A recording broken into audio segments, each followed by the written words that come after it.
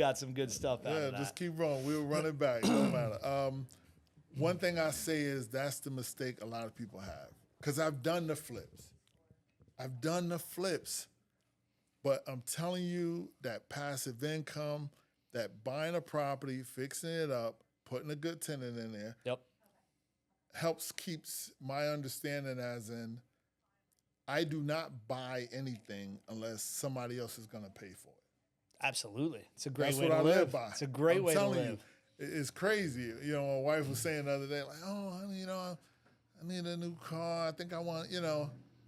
I'm like, okay, well, you got to wait until I finish this house. And we get another income. Let somebody else got to pay for it. I'm not paying for it. Yep.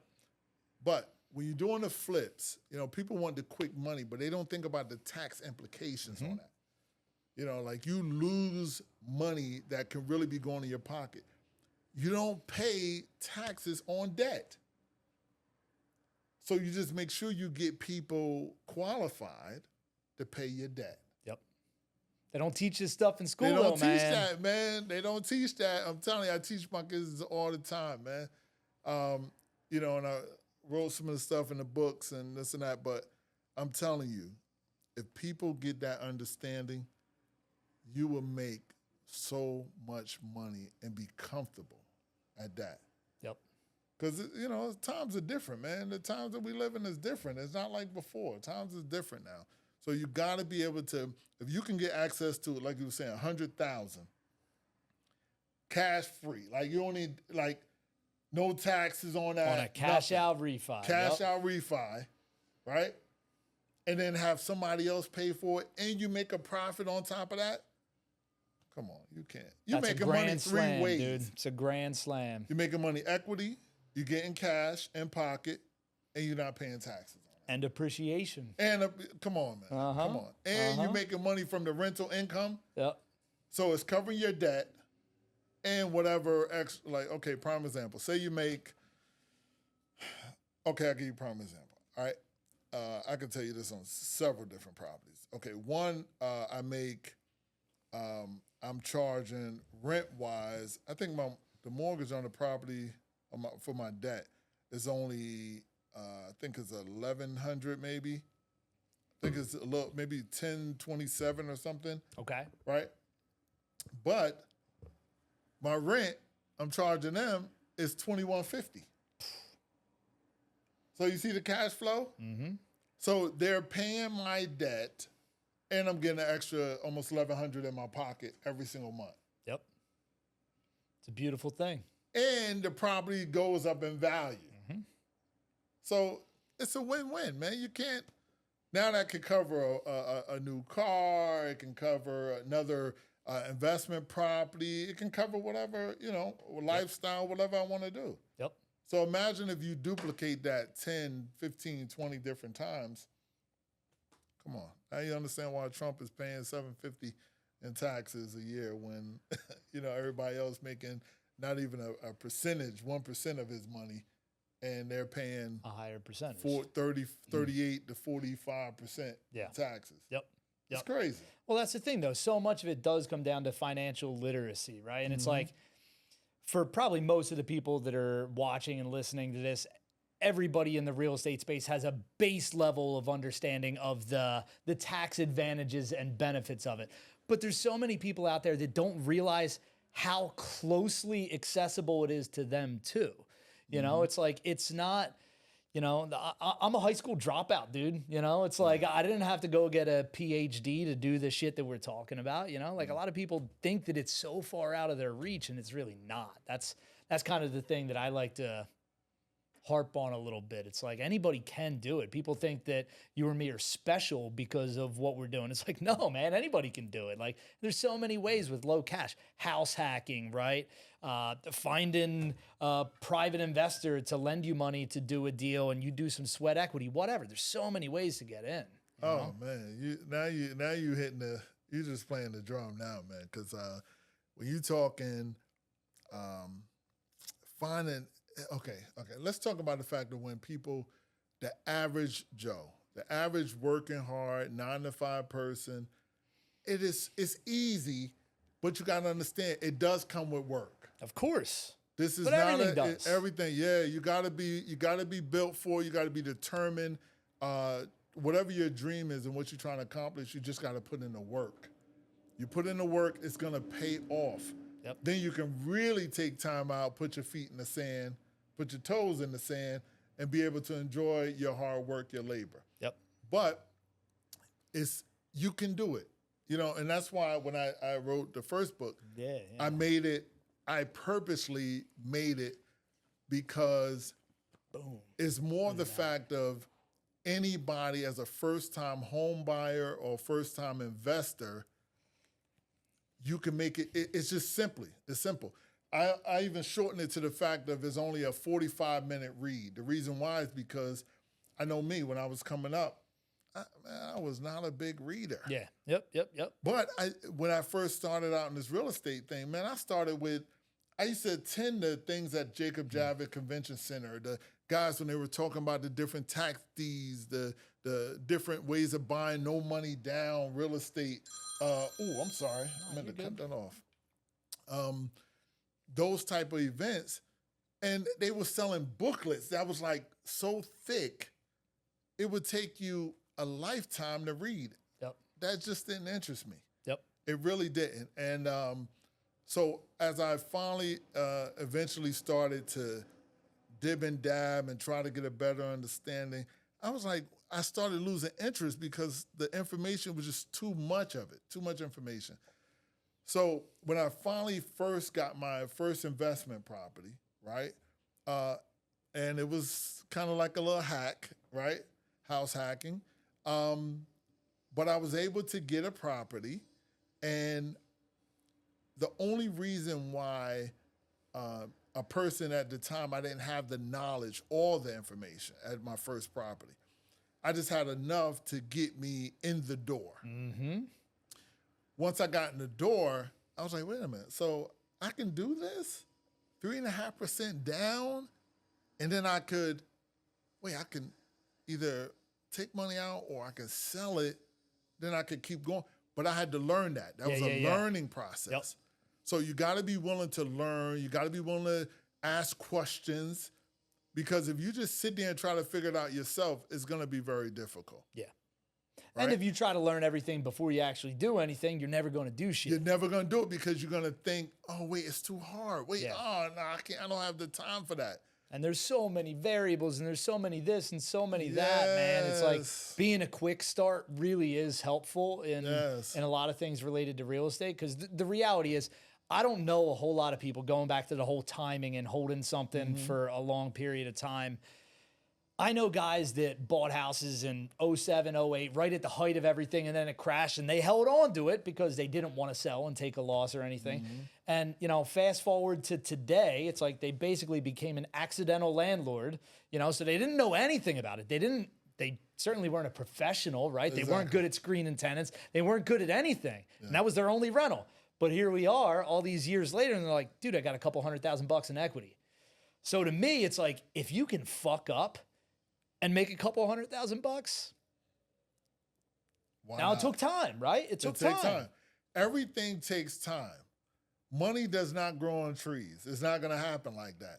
And your knowledge, your knowledge or the information you get, it's going to take time for you to perfect it. Yep. It's taking years for me to get to the point where I could say, guess what? Now I can walk into a property, I can assess. I don't need to hire no inspector. I don't need to do all that because I can do it myself. Yep. But that also comes with years of remodeling and heating and air conditioning and just doing so much other stuff. I used to have matter of fact, it's crazy as we jump into a different topic, but I ended up, I had a contract with a company called Mitra. And they owned 151 or 171 KFCs and Taco Bells. Okay. So I used to actually, with the vice president of their maintenance division, to maintain the properties, I would actually go with him, and sometimes he would test me and be like, hey, did you see that? And I'm like, Oh, what you mean? Oh, the damage of in the corner there, the this, the that. And that helped also to improve my seeing of certain things, but years of remodeling played a part into that. So even people with different labor skills or handyman skills, this and that, it helps out. It does. But you can be a person that don't have no skills and pay somebody else to do what you don't know. Yeah. Yep. So if you don't have the time, say you work 9 to 5, say you don't have the time, you can easily you can buy an investment property, right? And have a property management company manage the property for you. So now you don't have to worry about nothing but sit back and collect the check. Yep. So don't have the fear of being scared to purchase a property that's going to make you money, long-term investment, or even short-term. Even if you hold it for 5 years and sell it, you can make a profit. Yep. And again, it could come at the height of the market or at the low end. It all depends on the location. It's all about location, location, location. Yep. So if a person don't have the fear and be willing to take a leap or a leap of faith or just take a chance, they can get it. Yep. They can do it. And if you don't try to figure it out yourself, it's okay. There's a lot of investors out there that are willing to share information, that are willing to be a mentor if necessary. You just got to be willing to ask. Yep. Got to be willing to ask. You ask, like you say, you don't know unless you ask. It's the truth. And there's only 2 things a person can say to you, either yes or no. Yep.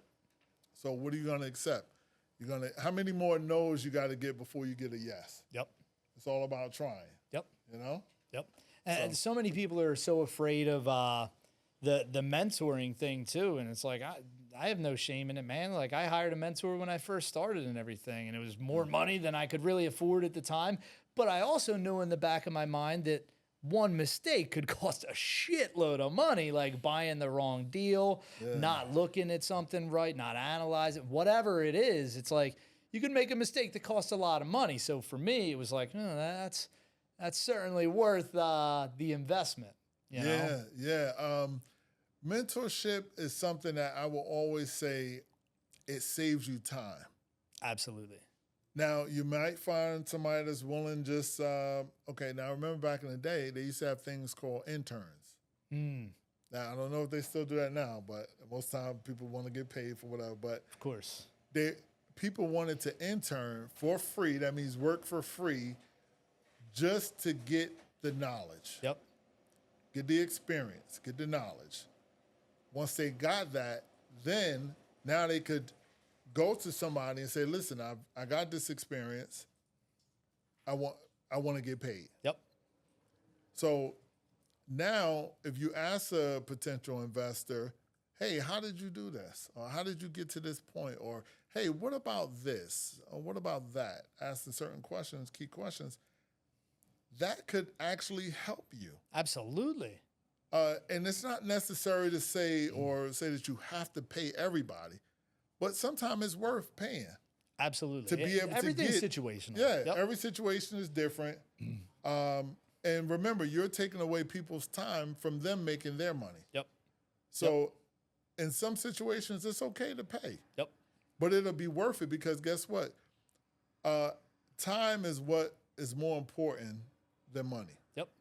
So the more time you can keep to yourself is the more time you can have to either spend with your family or do whatever your job is or whatever you have to do. You're not taken away for those things because now you're getting that information when you make time, when you have that spare time.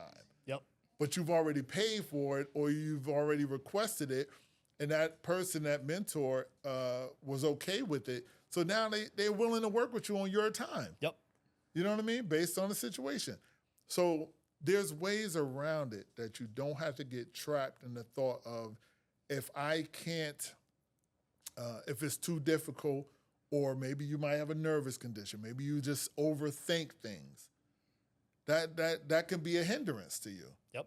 So it's okay. Spend the money. It'll be worth it later on. Believe me, you'll make that money back 2 and 3 times over. Yep. You know? Yep. And that was a huge thing for me too. It's like I knew that anything that I put money into, I'm damn sure not letting it go to waste, right? So it was like, that was kind of me lighting a fire under my own ass. Like, that my first mentor I hired, it was $5,000. And I didn't have $5,000, right? I was 20 years old, you know? It's like, a girlfriend was pregnant with our first kid. Like, I was working a job making like no money. I didn't have $5,000, but I found $5,000, right? And that was scary, dude, super scary. But I knew if I put this much money, to me, $5,000 was like life-changing money. But if I put that out, I know that I'm going to do something. I know that I'm going to make it work. Honestly, even if like my mentor sucked, I still knew that for me, I'm going to make it work, you know?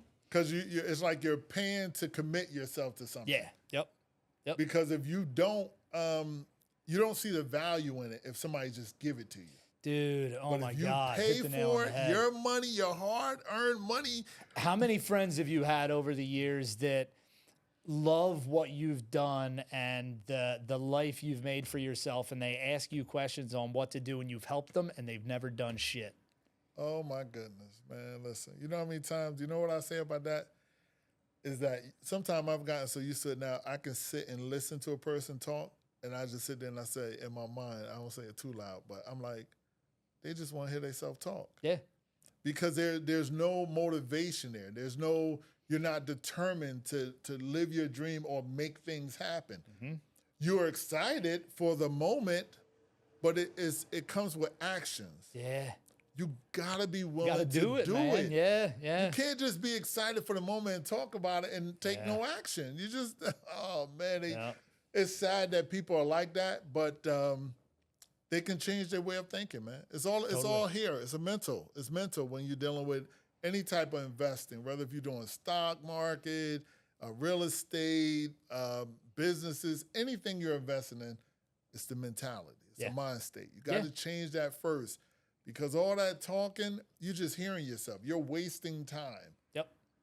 But it all stems from belief, right? Somebody's got to have the belief. That's one of the reasons I do the podcast, right? Like just sitting down, having a conversation with other real estate investors that have done things, right? It's like everybody comes from a different background. Everybody has a different story, right? And that's inspiring as hell, you know? So let's go back to that first deal that you did. Okay. You said so it was like kind of a house hack. Now I'm gonna tell you with the first deal, a lot of things came out of that, right? Because out of that first deal also came my interest in HVAC. Okay. So there's a lot to unfold in that. Let's do it. All right. So when I got my first, and let me back up to that, because to me, I believe when you first buy, whether if it's your primary residence or an investment property, to me, your primary residence, the first physical property you've purchased, that's your first step introductory into real estate. Totally agree. That's what I believe. A lot of people believe that just your first investment property is, oh, now you're an investor. But no, when you buy your first home, it comes the responsibilities that come with it. Now you understand the mortgage. Now you understand interest rate. Now you understand taxes. You understand appreciation. Then from there, you're able to start seeing, okay, wait, so now this is how things are done. Yeah, this you have is a good foundation. You start your foundation that way. Now it's like, wait, so if I pay this, but if I rent it or I buy another property at the same or similar, and I rent it, oh man, wait, so that could be all profit for me? That could go in my pocket? So in that journey, so my first property, I brought it 3.5% down, right?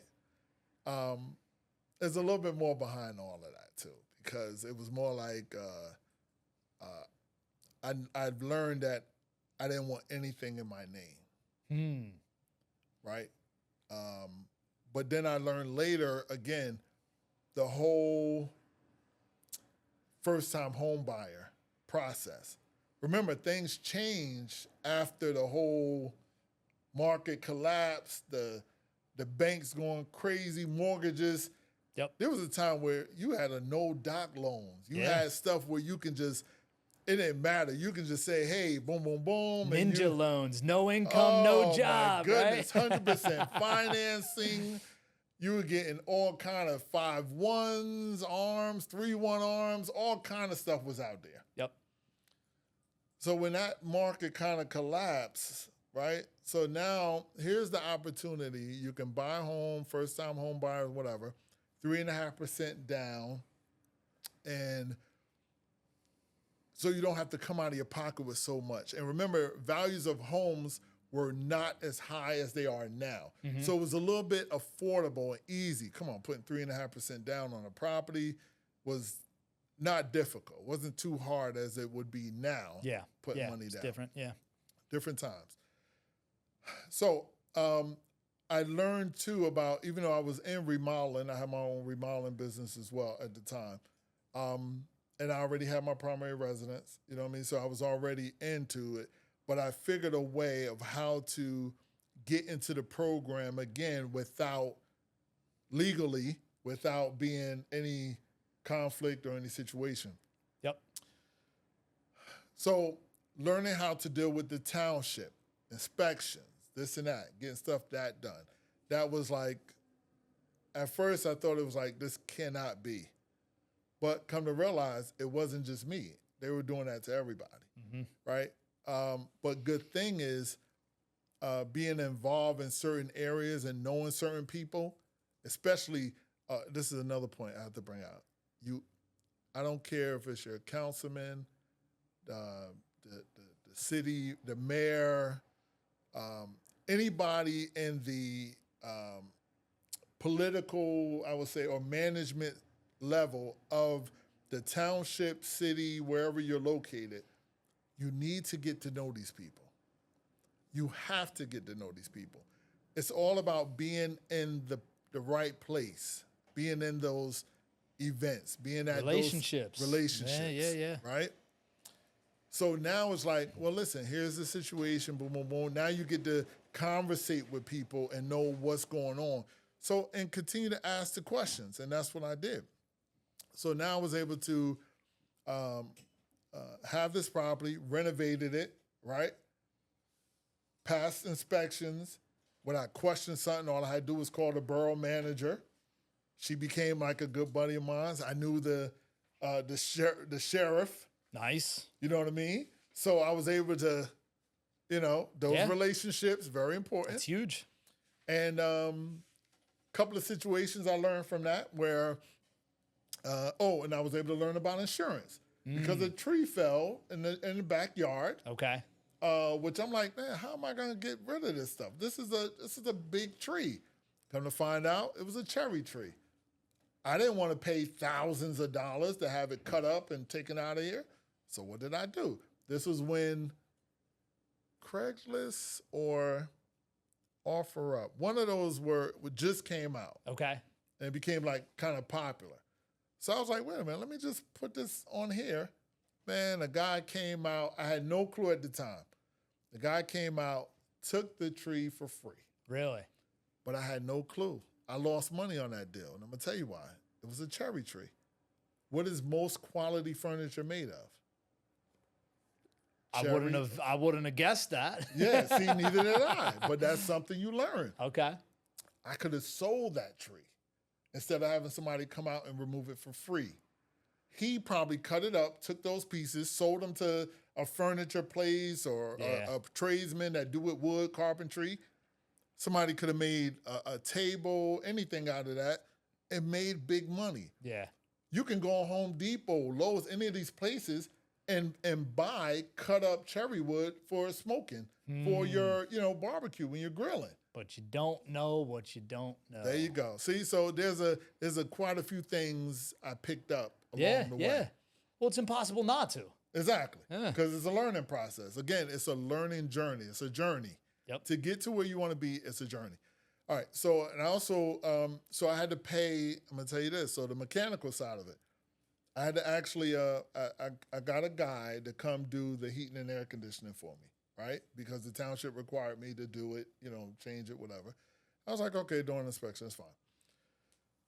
But the guy knew I already, I had my skill sets. I was a contractor. I did remodeling. I did whole homes. So I knew what I was doing, but they wanted permits for this. They wanted the HVAC permit guy. They wanted the license. They wanted specifics.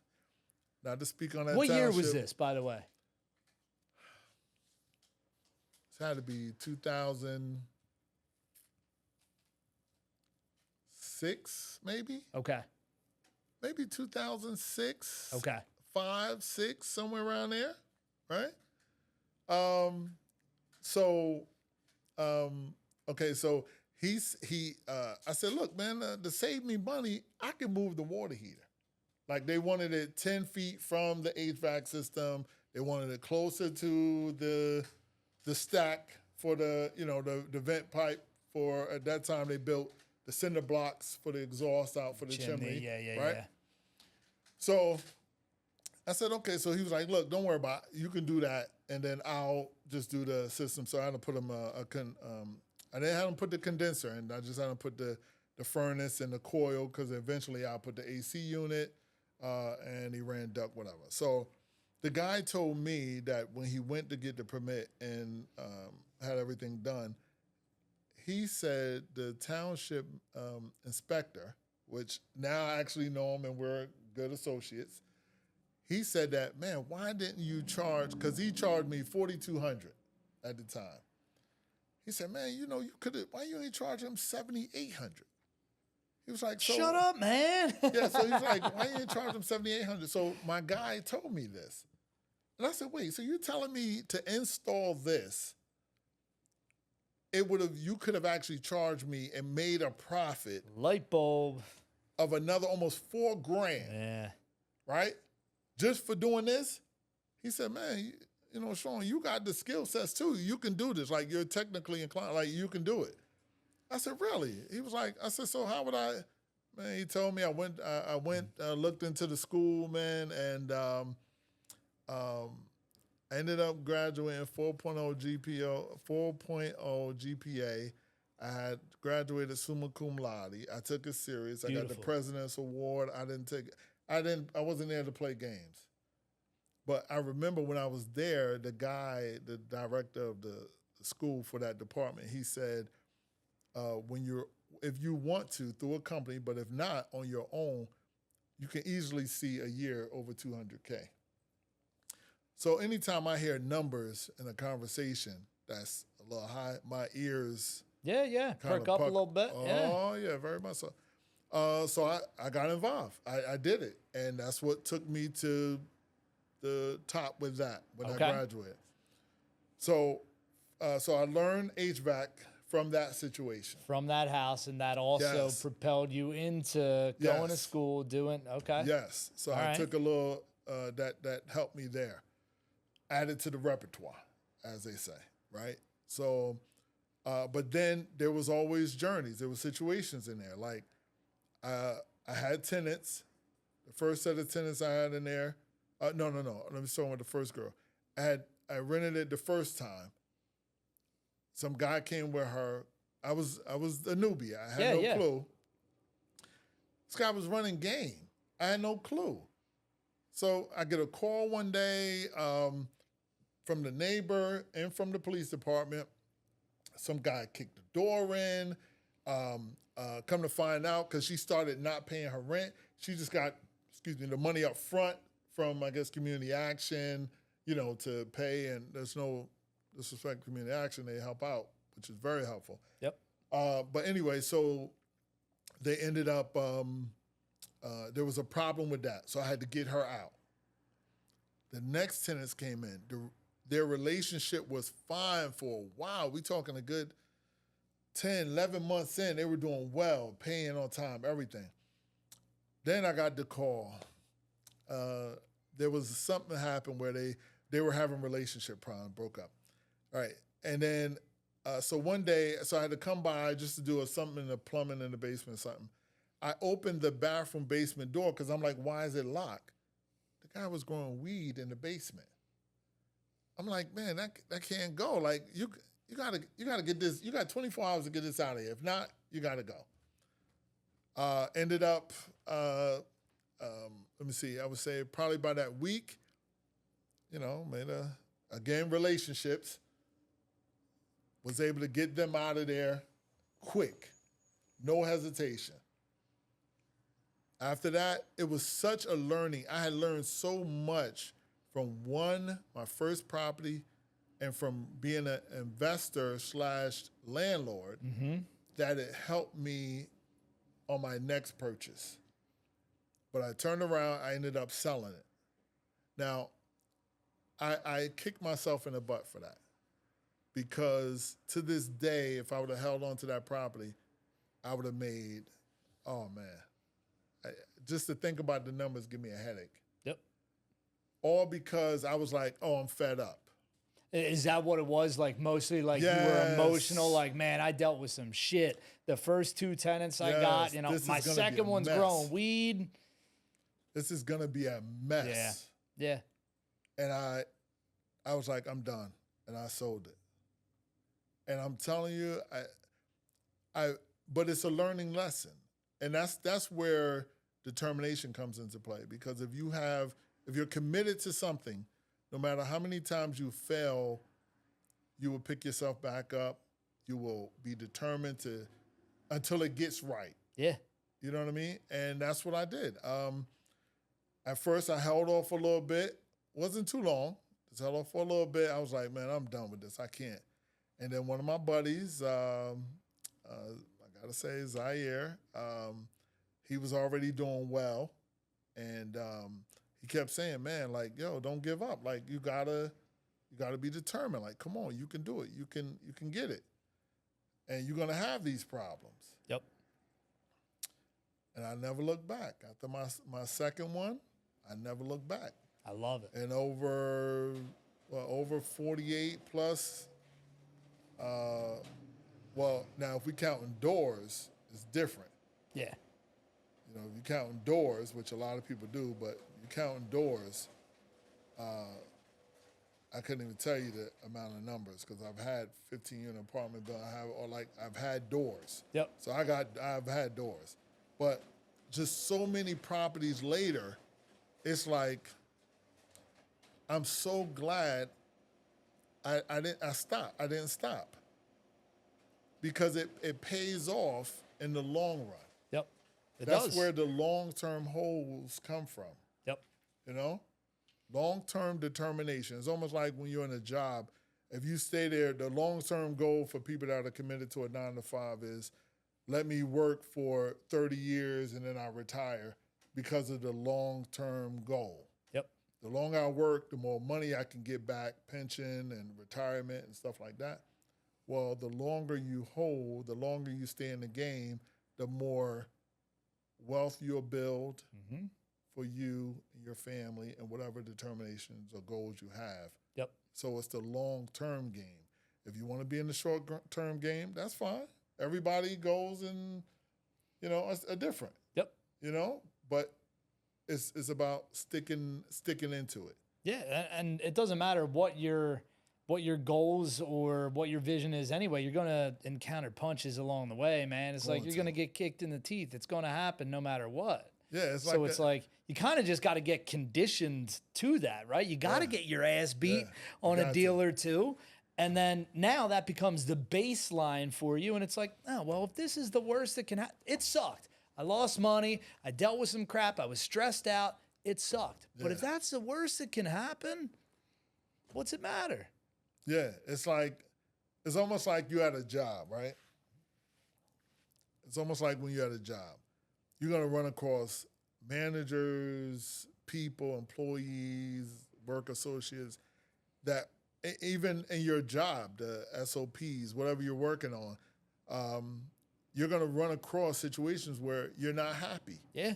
You're going to run into hiccups where people getting on your nerves. They're not, things are happening. Something might get stolen, taken, or, you get an attitude with certain stuff. But that's a part of the journey. Yep. But guess what? Now when you get so used to stuff and things happen, you don't, how can I say? You don't let that bother you. Yeah, it's not going to break you. It's not going to break you, because it's a part of the journey. Yep. And you're used to it now. Yep. You know that this person is going to act like that. You know your boss is going to come in and be like this. You know that if that work isn't done, the system might break down. There's an overload, whatever may happen, computer fail, whatever. You can't get the job, whatever. These are the things you have to expect is going to happen. And by doing that, expecting it and being aware of it and being okay with it is what's going to make it so much easier. When it come up, it's like, oh, no, I ain't worried about that. This is what's going to happen. Yep. This is how I'm going to handle it. This is what's going to, because now you've already conditioned your mind to expect the unforeseen. Mm-hmm. You know what I mean? Because it's going to be those unforeseen moments. Always. Oh, man. Always. Oh, my goodness. If we had time to talk about the unforeseens, man. Oh, man. Well, so what was the lapse in time between selling that first rental that you had till buying the next one? I would say... we talking years past? No. Because I knew it was something with this. I would say... It's a little while ago, so let me think. I would probably say it couldn't have been no more than maybe a year. Okay. Maybe a year. Because when I first made that little bit of profit off of selling it too soon, I think I took that and I might have paid some bills, or I don't know what I did. I think I brought quite a couple other cars. Okay. And I turned around and I sold those. Like I did a little flipping with the cars and, but I knew it was something there. So I was like, so I knew I didn't let it go too long. Could have been no more than maybe like a year. Okay. Year and a half. Okay. But I didn't let it stretch out 2 and 3 and 4 years. No way. Because I started to see, and it's crazy, I ended up getting involved with mortgages. Yeah. You ever heard of a guy, Hubert Humphrey? The name's familiar, yes. He owned a $125 million home somewhere down in Georgia. Okay. Somewhere. Okay, so he had some kind of a mortgage company thing, man. It was like this network marketing thing, like grew into that. And then I just started getting all these licenses for doing mortgages, and I was helping other people get mortgages and doing whatever. And I was like, oh, man, no. I gotta take advantage of this. Like, we gotta get into the market. Like, and oh, man, it was just started. I mean, when I tell you money was just coming, it was coming. Yeah. And then that's when it was like, wait a minute, everything almost shut down. The market just, boom, mortgages, boom, like it went crazy. And it was like, wait, I'm not stopping, but I still had a couple of tenants. I was okay. It was still coming in, but it wasn't like real money. It was still like, just enough to help cover this bill, help cover that. It wasn't a lot until later as I kept, it was like one after the other. But it took a minute before I even learned about cash out refis. Like, see, it's a journey. It is. You learn something new, and that's another model about I learn something new every day. Mm-hmm.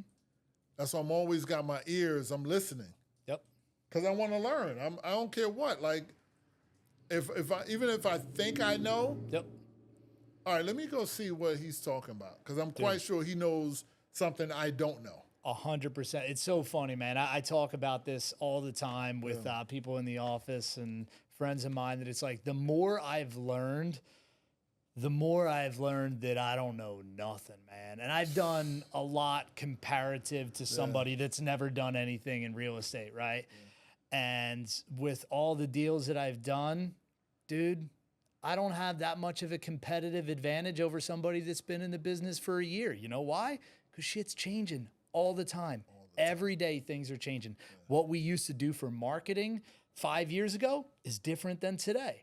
Right? What we did in our sales processes 5 years ago is different than today, right? So you have to constantly be okay with the fact that things are always changing, and you have to be able to adapt all the time and never fall into that, oh, I know everything because I've done a whole lot of stuff. Nah, man. If you do, you're going to get a smack in the face one day, and it's going to be brutal, Man, I tell you, you talk that talk that I love, man, because I'm telling you, it's all about just being committed to and be willing to learn. Because it's a lifelong process. It's like, okay, I sit here and I say, and we've conversated, and I'm like, man, this guy is on to something. But then if I sit and conversate to somebody else, they looking at me saying, oh man, this guy is on to something. Yep. Not realizing I'm trying to get the information he got. Yep. I'm trying to find out what this guy knows that I don't know. Yep. And it's crazy how, and that's another thing. You got to be determined and wanting. You got to be hungry. Mm-hmm. And a lot of people are not hungry. Yep. So when you got to be, just like you come home and you, from a hard day's work, you want a good meal and you just want to sit down and relax. Well, but you hungry though. When you get up, it's like, you got to be determined no matter what. I don't care if you're making $10 an hour or you making $100 an hour. You have to be determined and hungry to get it. Yep. It's not going to come. If you're not, someone else is. Oh my goodness, somebody else is. Mm-hmm. And you can see that in people's conversation, people's determination, the way that they conversate, the way that they talk, the way they carry themselves. Hey, look, like when you got more time on social media and television and, you know, sitting around drinking. I don't have time. What you mean you don't have time? Are you kidding me? Yeah. What are you doing? Yeah. You know what I'm doing on my spare time? I am fishing on my spare time. I love But that. other than that, I mean, I need to clear off my golf clubs, but the dust on them, you know what I mean? But other than that, I'm on it. I'm working, improving. I'm working. Doing and deals. I'm improving Getting better. every day on information Yep. that I have no clue about. Yep. No matter how, remember, every day technology is changing, things are changing, like you were saying about the marketing process. How you doing? Man, things are so advanced now. Mm-hmm. I'm like, do I have time to figure this Yeah. out? Well, and that's the thing. And by the time you figure it out, it's already changed too. It's So already you have to, changed. if you're trying to stay at the forefront of anything, it's like you have to understand and accept that, okay, I may know this and it may totally work and crush for right now, but it could change tomorrow. Yes. And I may have invested a lot of time and a lot of energy and a lot of money into doing this thing. Yeah. And tomorrow it might be obsolete. That's right. That's right. That's right. Real estate things are changing. The way you buy homes are changing.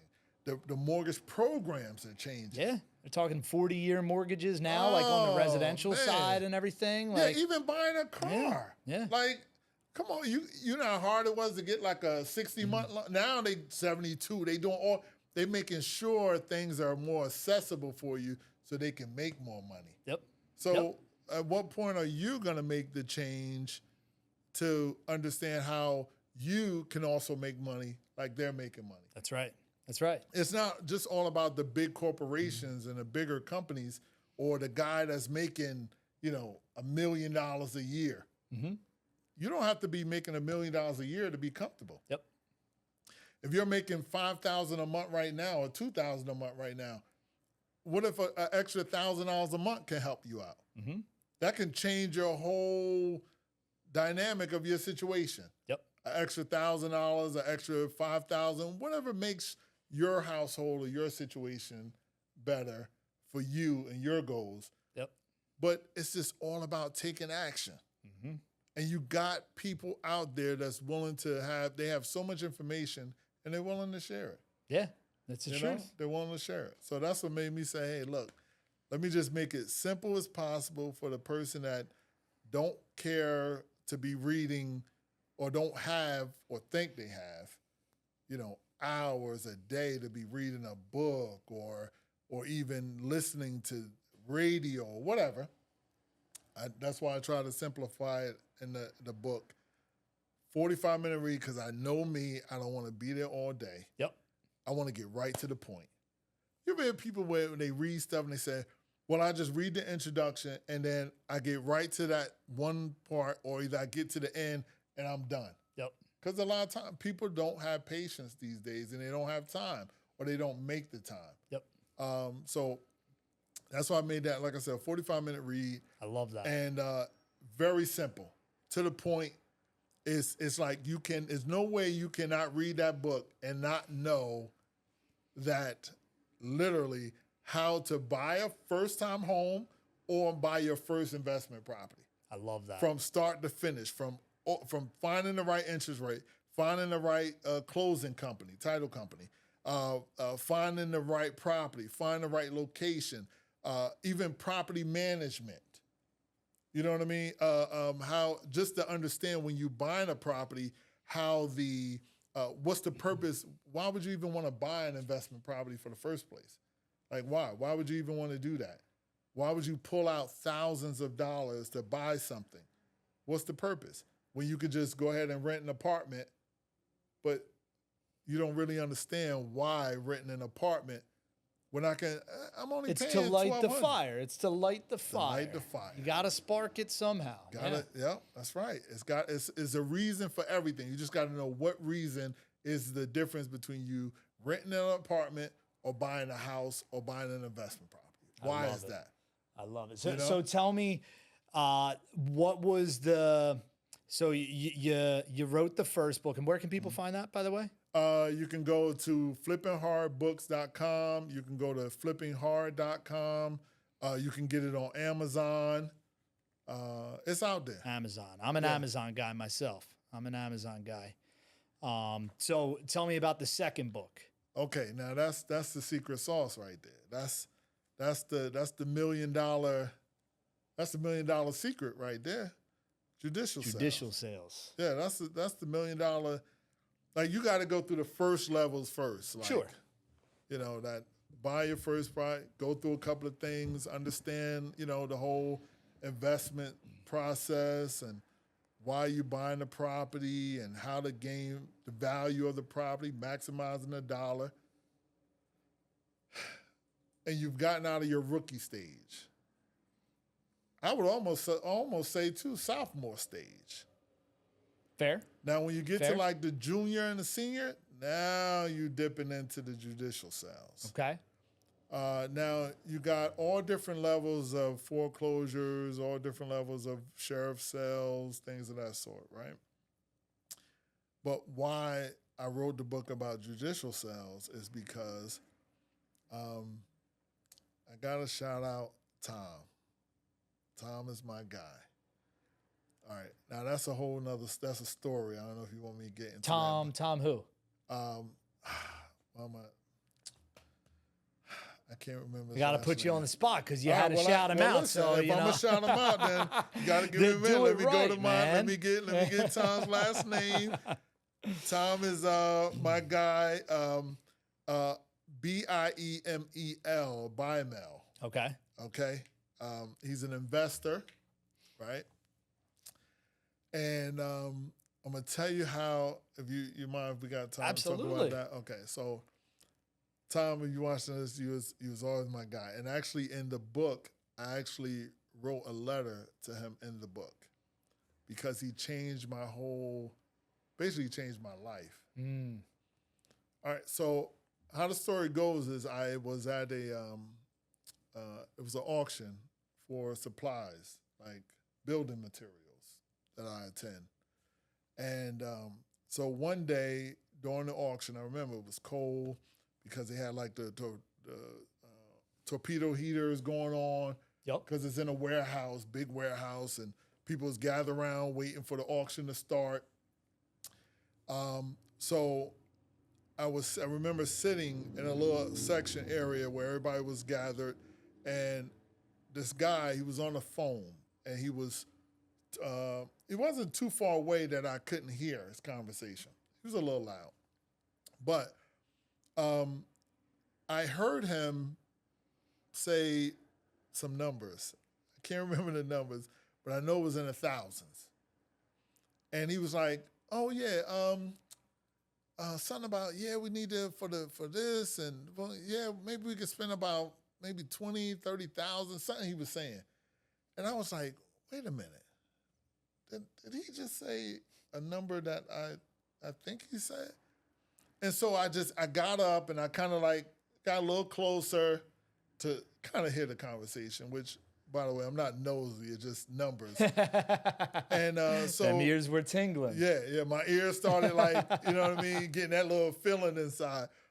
And so when he finished his conversation, I walked over to him and I said, "Excuse me, I wasn't trying to be in your business or nothing, but I overheard a little bit of your conversation and I heard you say some numbers that piqued my interest." I said, "What do you do? Is it something, do you mind sharing with me? Is there anything, I want to know what you're into that you had to say numbers like that?" And he started laughing. He was like, "Oh man, that's interesting."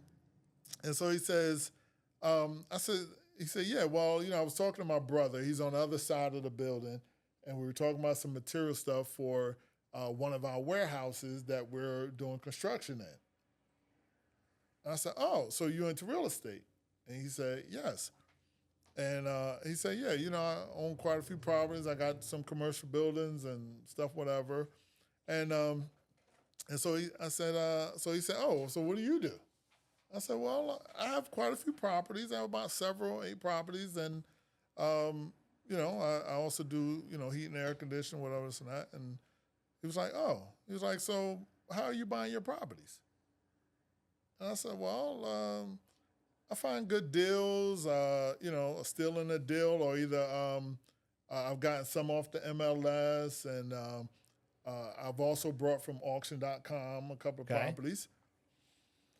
And he was like, "Oh, so you buying your properties the wrong way?" I was like, "What? What are you talking about? I'm okay. I'm an investor. I have properties. I'm okay. I'm good. Like, what is you talking? Like, what is you talking about?" And he was like, "Oh yeah. So okay, you got a couple properties, but you buying your properties the wrong way." And I said, "So wait. So what are you telling me? Like, what? How should I be buying them then? How are you buying yours?" He was like, "Well, I'll tell you this." He said, "First of all, I'm impressed with how you approach me, right?" He said, "But if you can promise me that you'll do exactly what I tell you to do, in 3 years, the next time I see you, you'll be a millionaire." These are his exact words, right? It's crazy. If I call him now, he would say the same thing, because we talk frequently. So he says, so when he said that to me, I said, "Wait, what? I'd be a million. Wait, what?" I said, "Okay, so how are you buying your properties?" I said, "Say no more." So he said, "Well, have you ever heard judicial sales?" I said, "No, what's judicial sales?" Because I'm only thinking, sheriff sales, sheriff auctions, auction.com. I'm not thinking, there's other avenues. Yep. And he says, "When you get back, look into judicial sales." And he said, "When you look into it, then call me." It changed my life, man. It changed the game for me. And because with judicial sales, right, you're buying properties free and clear of all encumbrance, any liens, anything. Because with taxes supersedes any liens on the property. Yep. Anything. So you don't pay your taxes. I don't care if it's $1, if it's $20 or $5,000. They will take your property. Mm-hmm. So I don't care if you have a mortgage on there for $1 million or $30,000, and your house can be worth $200,000. They will foreclose on your property because of your taxes. Yep. Right. So when I learned it and I understood it, I said, "Wait a minute, whoa." Now here's the one thing about judicial sales that are different, because you got to have cash. You can't come thinking like, "Oh, I can put a little money down. I can what?" No. You got to have cash. And then when you're in a bidding process, it's almost similar to upset sales and sheriff sales. It's almost similar to process. But the difference is this comes free and clear. So after it goes from, there's stages before it becomes a judicial property, before it becomes judicial sales. Okay. So it's almost like the leftover stuff from upset sales. Oh man, I'm giving y'all game right now. Let's go. Oh man, this So $1 million. for clarification, though, right? Yeah. So what is the textbook definition between a sheriff sale versus a judicial sale? Other terminology, you got upset sale, right? It's like, what's the differences? All right. So the difference between those and the judicial is those may come with liens and other, things on the property, right? And you're buying the property with those headaches. Okay. The judicial, you're buying properties with no liens, Okay. right? So if there was ever, everything has already been satisfied, cleared out, or it's totally lost off the property. So again, you're getting a property with no liens, no any encumbrance, any taxes, any mortgages, any debt to the property. All that's been cleared off. So is it's a no longer judicial tied. sale the same as a tax sale, or is it a step past Totally that? different. Totally different. Because now again, those other sales, it may come with liens. Got it it. may still be a mortgage. Yep, It might be yep. still some kind of debt on that property. Yep. But the judicial comes free and clear. Okay. Now, depends on the property. There are, and this comes with experience over time, there may be other headaches that may come along with it, but you get a property free and clear. Okay, I'll give you a prime example, right? I brought I'll just give you one example. One of the judicial sales I brought, I only paid $26,000 for. It's a triplex. Okay. Paid $26,000. I probably put, I want to say maybe 24 to 28,000 into it, and I rented it I kept it for about 3 years, and I grossed anywhere from 3,400 to 3,700 every month, and I rented rooms, right? Okay. Then I turned around and I sold it for about $140,000. Profit, or you sold it for $140? No, I sold it for $140. So Okay. I profited about $1, maybe $105, Okay. $110. But it was the dumbest thing I've ever did. Yeah, with those Besides numbers, the- if you were besides 50 the grand first into one. it, bringing in But I'm gonna $3,800 tell a you month. I'm gonna tell you why. It was a sacrifice. I did that. It was a sacrifice because originally I was renting rooms, so I converted some of the floors to open, so it'd be room rented. To So you rent had rooms. more rooms. Yes, to maximize my dollars. Got it. But I knew I wanted to grow and buy more. So I made a sacrifice. I get it. That's a part of the journey. Yep. Sometimes you got to sacrifice, not buying that car or buying that property so that you can do something else. Or you have to sell something to go bigger. Yep. Okay, so, and I ended up selling it to a buddy of mine, actually. And the same tenants, well, once I had to convert it, the reason why I had to convert it back to 3 units. Like I kept the first floor apartment on the top floor, but the second and the first floor and second floor, I had to rearrange and convert that back to separate units because when it came time for a cash out, wait a minute, Yeah. this is supposed to be It's not free, legal not- designated zoning. Yeah, Exactly. So you couldn't cash out refi. There you go. Yeah, I get it. So I was like, okay, well, all right, I'm going to have to do this. Boom, boom, boom, converted it back to the 3.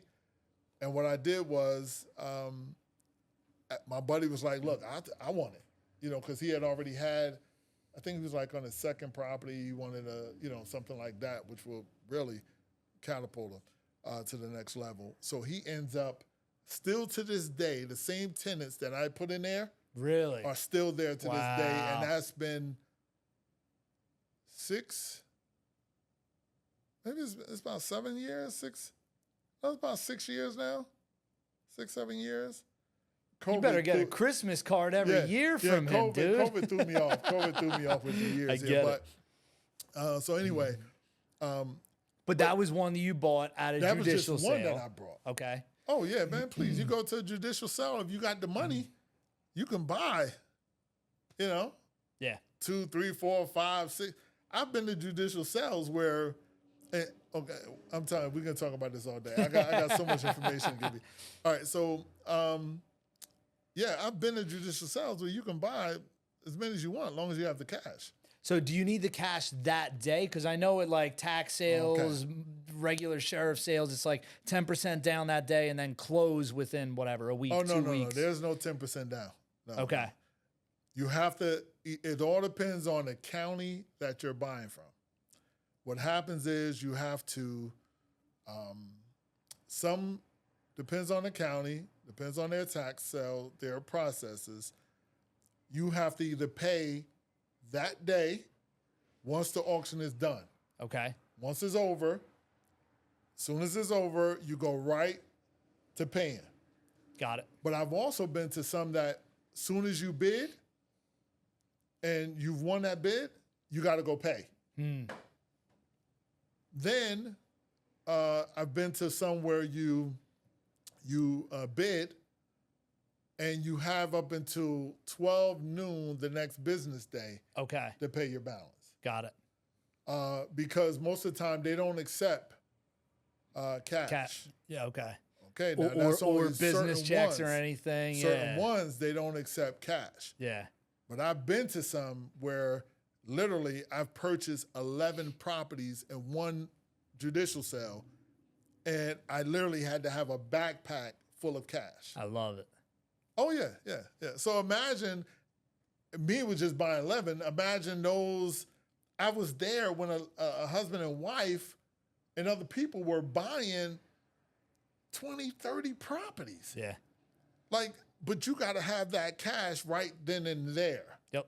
So again, it's all based on the counties that you're attending these auctions. Yep. And oh man, I'm giving you $1 million game right now with information. Okay, so here's another thing. Here's the key point here. If you got to do your due diligence though, because you could be, and I've seen this happen, and it happened to me one time.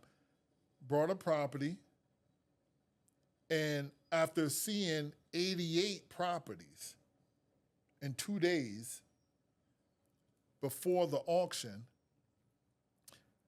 it's a possibility I overlooked a property. Sure.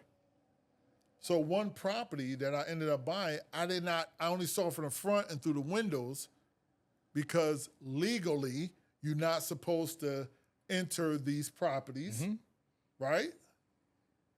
But sometimes you find a way. The door might be open. Yeah, the doors are open often. A window might be open, right? And you find, you look around. Well, there's one property I didn't look around. I just looked through the front. I saw, okay, look good. Okay, yeah, I'd do that. Opportunity came up. Got the property. I think I might have paid, what I paid? Maybe, oh man. I got a list. I got receipts. I got a list of stuff. So anyway, but it was reasonable. I think I might have only got it for maybe $2,700, $2,400 or something like that. Oh my goodness. Oh yeah. But had no clue that there was a tree that fell into the back of the house. It was in the kitchen. So it's all about you got to do your due diligence. But then I've ran across properties where I've did nothing, turned around and held it for a year and then flipped it. Yeah. Yep. Just left it boarded up, did nothing with it and flipped it. Yep. The way I say about that is that's like taking money and putting it into a CD and just letting it build interest, except with a higher return than a CD. Yep. See, that's another hack or trick. You can buy a property, leave it boarded up, and just like, you know how people take their money and let it sit in a bank account? Yeah. When you ain't earning nothing? Yeah. Well, man, I'm giving game here. You can actually take money, buy a property, right? And just let it sit. And nowadays, in certain areas, you can buy a shell, right? And just let it sit for a year, 2 years. Okay, I'll give you another example. I bought a property for $627. Love it. 4 years later, I sold it for 40 grand. Love it. Do you understand what I'm saying? Like, I sure do. $627. I sure do. We've bought a handful of properties for $1, man. Come on. People don't think it's possible. It's possible. Now, that dollar thing, I'm going to tell you, right? I didn't believe that. But even in Delaware, they were selling properties for $1. Like I didn't, but I never took the time to really get into it, because the few times I did look into it, it was like, oh, well, you know, you need to make it a primary residence, or you need to have, like, there was all these different stipulations. Yeah. I know that Baltimore, I think, still does that, right? It's like you can buy a house for $1, and it's just, you have to be the primary. No, I'm not talking about that. I'm talking, hey, I made a deal with the seller. We'll buy it from you for $1. I saw that. I saw that story on you with that. I was like, oh my goodness, what a deal. And those deals are out there. Yeah. And that's why, that's another thing. That's why I'm telling you, man, I love these conversations, man, because it's so many opportunities that people you have no clue about. And again, this comes with the journey. I would have never known this when I got my first property. It took years. You got to get into it. You got to be immersed in it, be around it, be around the people that are doing stuff. You met a guy that hooked you on to the judicial sales and changed your life. And again, Tom has, we talk maybe, I would say maybe 4 times a year, just checking on each other, seeing how things are going. And kudos to him, because he's now brought a company and get ready to go public, and like things are just, you never know what can happen in real estate. And so from the experience alone of just learning about judicial sales and doing your homework, your due diligence, having you may not have the experience I have, or you may not even be connected to having contractor experience, or have a person that you know that has handy skills to be able to walk you through certain properties. Like, and here's the beauty. They give you you get the list, and the list be online. Like, you can get access to that before the auction. So you can go look at these properties, even register, like, a training I do sometime online too. I'll tell them, like, look, go register for these auctions. Sit there, learn. You see somebody there with a laptop or a tablet. These people are experienced. They got a folder, a notepad. These are experienced people. Ask questions. Because you're walking into a situation, you have no clue what you're doing. Gain the experience first. I would never recommend first time going and just trying to buy. Now, wait a minute. Now, if you got money, my recommendation is, this is what I had to do. I opened a bank account near the county house, the county courthouse, so that when the time came, all I had to do was run over to the bank, across the street, and get your cashier's check. Get the money, get the cashier's check, because you need to know, if you're buying more than 1, 2, 3, whatever, you have to know what you're buying. So you got to know what you're paying, what's the fees, all that. Because it's not just, oh, it's $26,000 or $50,000 or $5,000, $1,800, whatever, right? And then that's it. No, that's not it. There's fees. You got to pay the court costs. You got to pay whatever leftover taxes or whatever little bit of fees there were, administrative fees. Of course. So you got to have separate money orders or cashier checks just for that. Yep. Right? So So you got to go to them first after the auction. They give you a printout of what your costs are, your total costs. Run to the bank. If you can pay it that same day, fine. If not, they give you up until 12 noon. Again, it depends on the county that you're doing that with. Now, there are 22 states that are judicial sales. So not every state does it. But think about the states that do it. South Carolina, what they have, Myrtle Beach. Virginia Beach. Florida, you got Orlando. You got Kissimmee. You got Kissimmee. You got Daytona. You got West Palm Beach. You got places where people are constantly going on a regular basis. Yep. So make the sacrifice, make the journey. Like, Pennsylvania is one of the states that do judicial sales. So if you what like are they them like now? It's gotten bad. Yeah. In my opinion, It's changed. It's gotten bad. Because there was a time where you can go into a judicial sale and get properties, 8,000, 9,000, 12,000, 15,000. Now, so many people are just like coming in, they have no knowledge of what they're doing, and they're just to get a property, they're overbidding on a property. Right. Like they could have got the property for $20,000, but they're bidding it up to $30,000, $40,000, $50,000. Yep. That's because you don't have no experience. Yep. So now it's like a disappointment. You go to some of the auction and it's like, who wants to spend that? But if you find a steal in the deal, they're still there. They're still there. They're still there, of course. Yeah, they're still there. You find a good steal in the deal, man. I would say jump on it. Yeah. And you gotta have upfront money to register.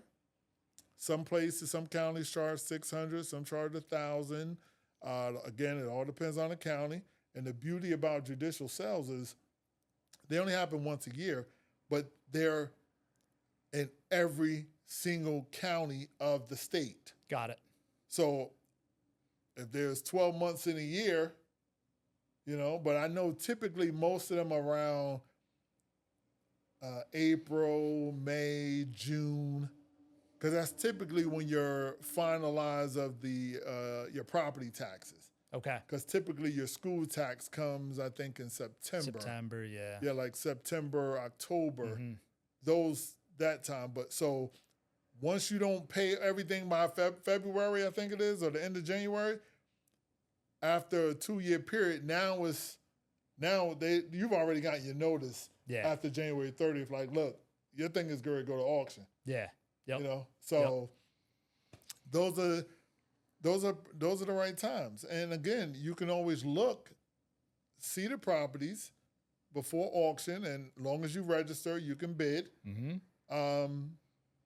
And then you can see for yourself, hey, look, is it worth it? Is it worth to buy that property because of the area, because of the location? Mm-hmm. And then you got to ask yourself, hey, look, wait, if I can get this for, $40,000, but in that area the values are 150, 200,000, 300,000, that's a no-brainer. Yep.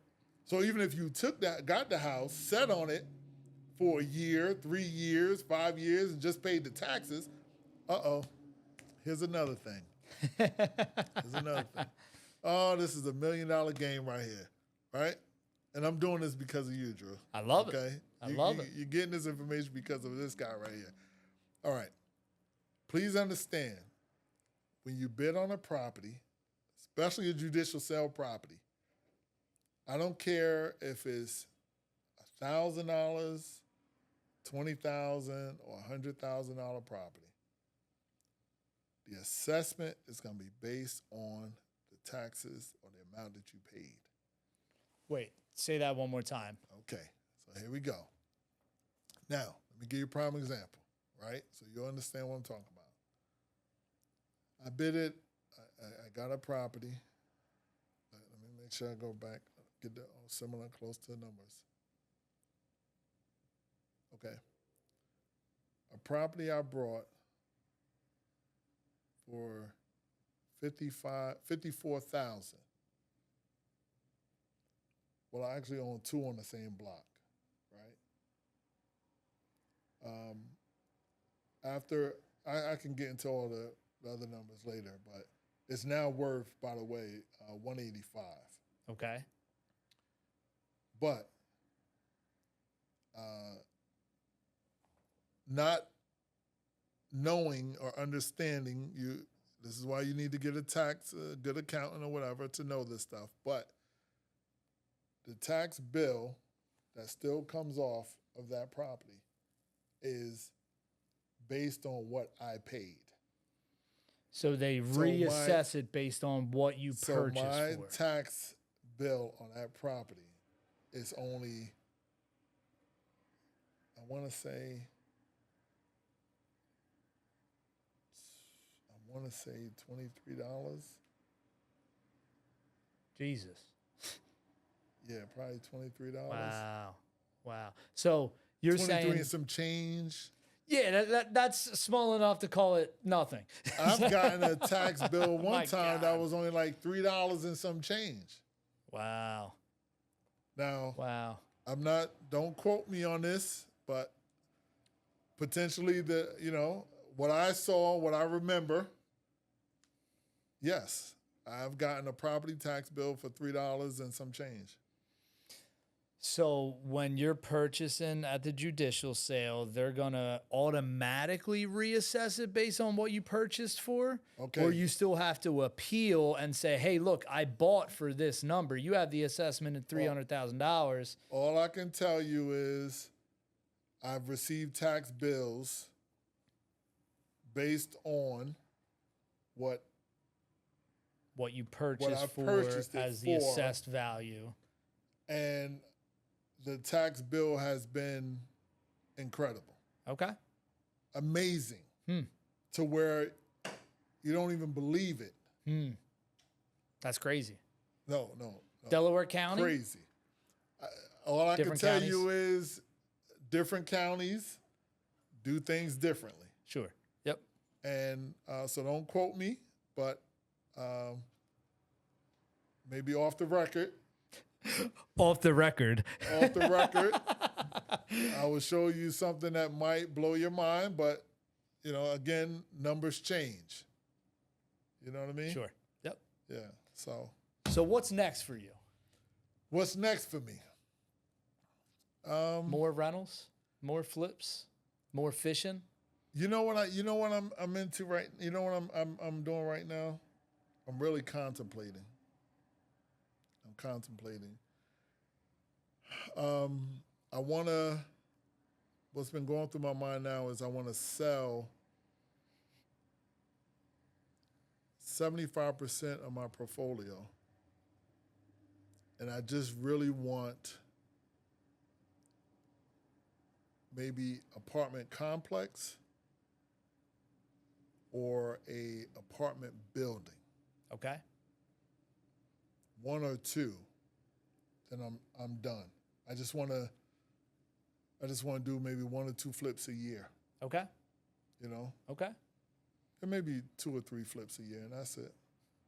It always keeps increasing with us, man. That's what we do. It's like one or two, two or three, 3 or 4. It's the same thing. No, I love that. I love that. So what's the thought process behind rolling money from the residential stuff? If you sell that and then put it into a bigger asset, is it just for the ease of having multiple doors under one roof, or? That's the thing. I want to have everything in one spot, like one location. Okay. I don't want to be dealing with 40, 30, 50 different properties all over the place. I don't want to do that. I want to do where now it's one location, one area, and let it run itself. That makes sense. That makes sense. And then, of course, add stuff into the trust and just go with that. Like, I don't want to be I'm not gonna punch a clock, and you know, and I want to do this. I want to, you know, share the information. I want to be able to sit and interview people. Yep. I want to be able to not just, you know, I want to be able to share and keep writing, you know, writing more books. You know? Love that. What else? I want to spend more time, you know, with the family. I want to be able to keep my toes in the sand. I love it. You know? I love it. I just want to keep fishing and Keep a little fishing, bit of golfing baby. going on. That's Keep it. fishing. You know? I dig it. Yeah. You're going to do it. And it's so much, man. I've even, the only reason why, too, I haven't sold my HVAC business because I know personally I still need it for my own stuff. Sure. You know what I mean? Yeah. Yeah. You got to pull permits or do whatever, this and that, you know.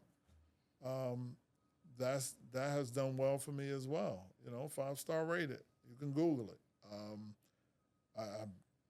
My goal is, and again, to help other people to see, like, you can do this too. You can, and please understand, I don't promote, like, the big houses and the fancy cars, and, like, that's not me. Yep.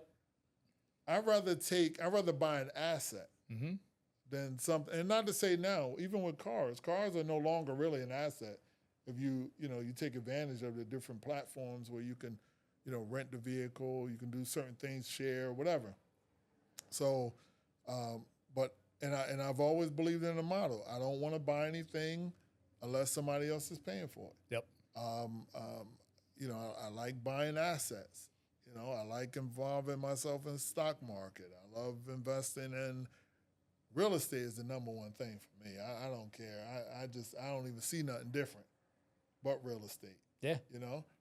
And I like seeing guys, I like seeing everybody winning. Yeah. I love that. I love to see people doing big things. Even if big things doesn't mean they have to be buying huge buildings and all that. No, big things can just be taking the initiative and just doing something. Yeah. Yeah, it's all relative. It's all perspective and everything. Yeah, it's all the perspective of what I see. Yep. And what I see is just if more people know that they don't have the fear, they get rid of the fear. Yep. It's the fear factor. You know, you get rid of that. Take a chance. Take a leap of faith on yourself. Mm-hmm. Like, you know what I mean? Just give yourself the chance. Like, just try. And so what? If you fall, don't just lay there. Get back up. Like, eventually it's going to pop. It's going to happen. You'll get it. Yep. You know what I mean? Embrace the process. Yeah. Embrace the process. Yes, indeed. I love it. Yes, indeed. What else I thought about that? I'm hoping that the conversation I didn't forget anything, especially with Tom and and remember when I said about Tom? He told me 3 years later that that I would be a millionaire. Yep. Make your first million. 3 years. Yeah. So that was several years ago.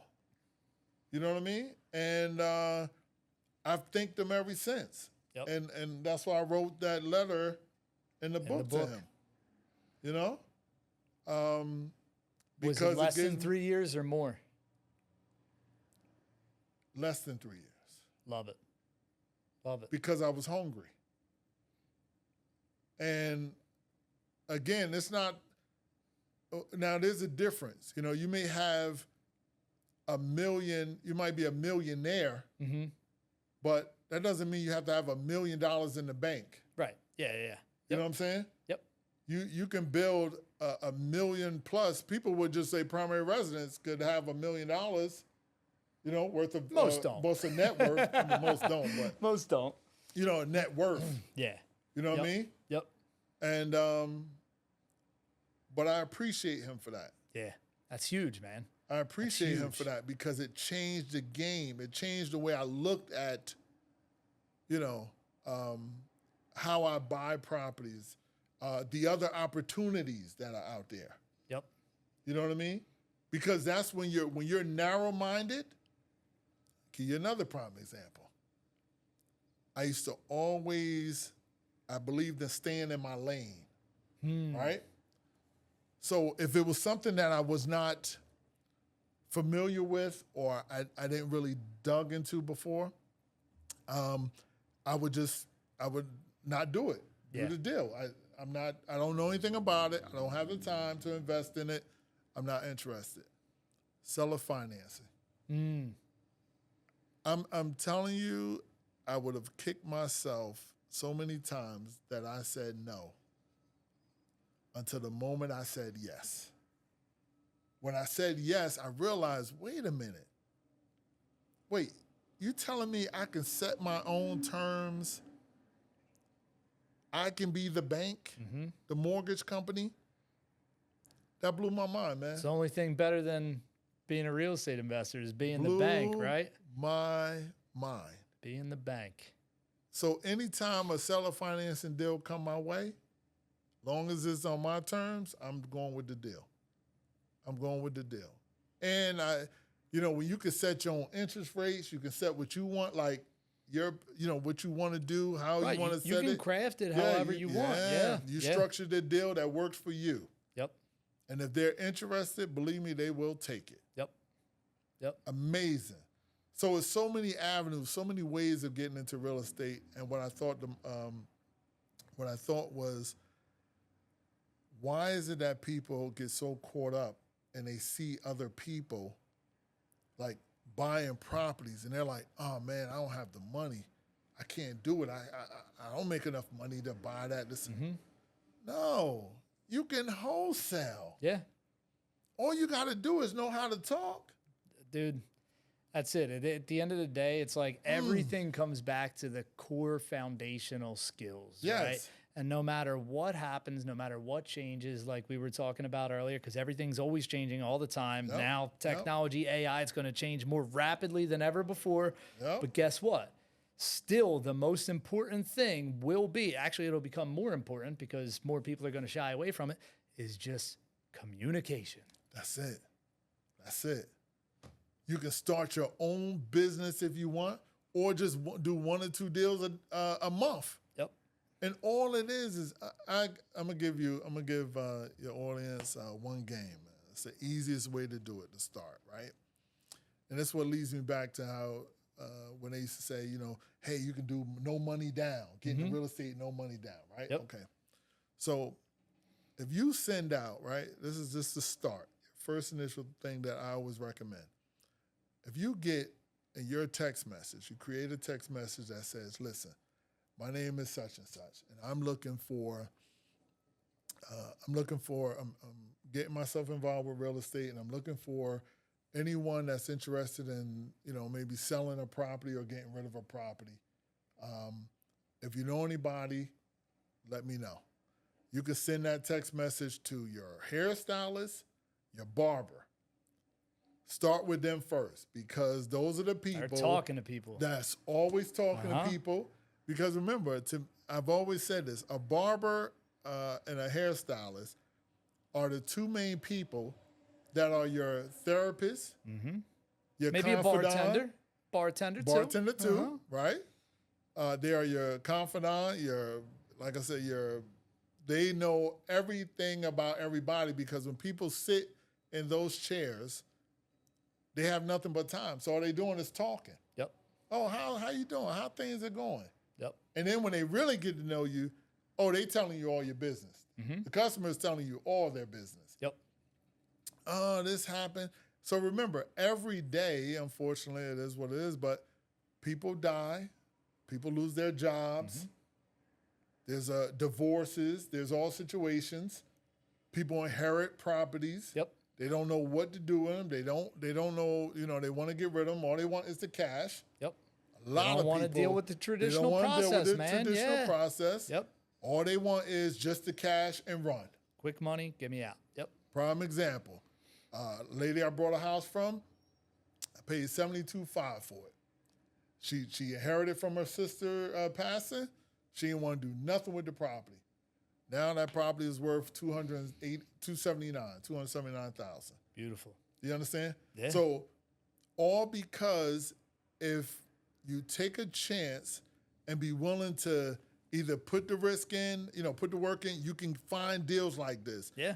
And now people are going to send you deals. They're going to say, oh, hey, look, I was talking to Susan, and she said she just inherited this property, or her uncle got a property. He don't know what to do with it. He want to get rid of it. He just want the money. What about this? Yep. Now you got your first opportunity. And organic is That's the it. greatest way, because you don't need to spend a lot of money. There already are people that are in your network. That's that right. If you just put the word out to them that this is what I do, and by the way, I'll pay you handsomely if you connect me with somebody else. Exactly. Now they're happy to do it too. Yes. We Always spend a give lot of referral money on fees. marketing, man. Yeah. And man, I am so much happier to pay someone that I know a fat ass referral fee for them bringing us a deal than spending, the crazy tens of thousands of dollars a month that we do in marketing. Exactly. If I could snap my fingers and say tomorrow, let's turn off all marketing and only pay people that bring us a referral deal, I would do that in a heartbeat. Yeah. In a heartbeat. I love it. I'm telling you, it's the best way, because people trust who they know. Of course. Yep. Because think about how many times you get a sales slip or a card that comes in and say, hey, I want to buy this or whatever, this and that. Some people, they follow with it, or some people follow through, or others just, they ignore it because they get so many of them. Yep. But I'm telling you, people that they get so comfortable, they're like, oh, they trust these people, right? So now remember, I didn't say any cost at this point. There's no cost. Yep. Now you get a chance, boom, you refer people, you get in, you get it on the contract. Before you know it, you're doing deals like Drew, and you're doing stuff like this. That's right. That's right. Or contacting Drew and asking, can you work for him and help him, My keep man. going. I appreciate You know what that. I mean? Because the guy is doing it. So you're doing it, man. So are you, man. hey, I appreciate you coming on. And so one more time, people can find the books on Amazon. And what's your site again? Flippinghard.com or flippinghardbooks.com. I'm Mr. Flippin' Hard on Instagram, on IG, okay. and also on TikTok, Love it. Facebook too, Mr. Flippin' Hard. And man, I'm just excited, man. I'm excited. I'm I excited love this, for you. I love this real estate business. I'm not going nowhere. This is, I'm going to invest and keep buying until I get to the point, like I said, until I finally make that decision of just selling off off a big at least chunk of 70, it, and then still putting it back into real estate and anyway. still So it's like, I'm not leaving. reinvesting it right back. I'm not leaving. I'm just upgrading even That's more. it. Yep. You know what I mean? I love it, brother. You're going to do it. I'm excited to watch the well, journey. Hey, as long as I hang with people like you, I'll be all right. I dig it, man. You know what I Thank you mean? so much for coming on. I appreciate Thank you for having me, man. It's been awesome. Thank you for having me. Appreciate you. Love it.